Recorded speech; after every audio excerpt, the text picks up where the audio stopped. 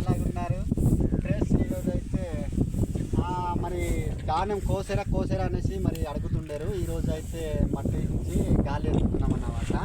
మరి అందరికీ మా బాధనమాట ఫ్రెండ్స్. అదేవిధంగా మరి పేరెంట్ అయితే కట్టుకోలేదు, మరి లుంగి అయితే వేసుకుంటున్నారు.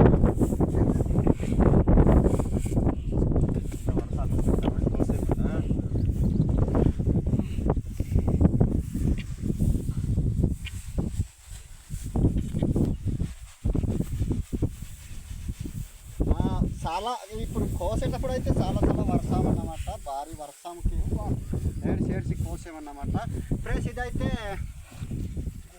పిలాటోకి ధాన్యం అయితే ఒక పడకు మట్టిసి తీసుకెళ్ళాము. ఇది ఓంకార ధాన్యం అన్నమాట. చూడండి ఫ్రెండ్స్, ఈ బిర్యానీ రైస్ లాగానే వస్తుంది అన్నమాట. ఇక సన్న బియ్యం లాగా వస్తుంది, బిర్యానీ రైస్ సేమే వస్తుంది అన్నమాట.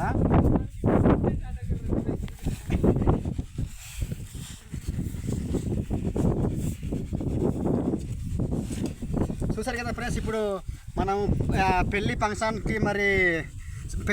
చేయాలంటే మరి ఇప్పుడు బిర్యానీ రైస్ కొన్న అవసరం లేదు ఫ్రెండ్స్. అయితే మరి బిర్యానీ అయితే తయారవుతుంది అన్నమాట.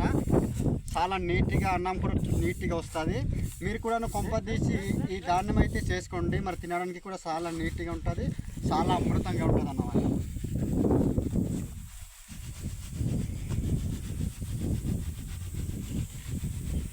మీరు కూడా మరి ఎక్కడైనా కళ్ళం అయితే చేయకండి. మరి ఇలాంటి సాపరాయి ఉంటే సాపరాయి దగ్గర అయితే మట్టించండి. మరి గాలి కూడా నీట్గా వస్తుంది. మాకు దేవుడిచ్చిన వరం అన్నమాట. ఇది సాపరాయి అన్నమాట. ఈ సాపరాయికి మట్టిస్తే చుట్టూ నంత గాలి కూడా ఇక్కడ వస్తుంది అన్నమాట. కళ్ళం అయితే చేయకూడదు.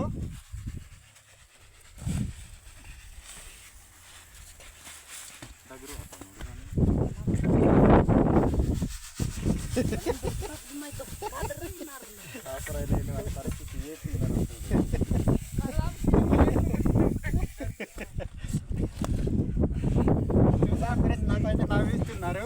మీరు కిరోస్తుంది మన దగ్గర మరి ఇంటి బొట్టే వస్తుంది. కిరోస్తుంది మా పంపేది కదా.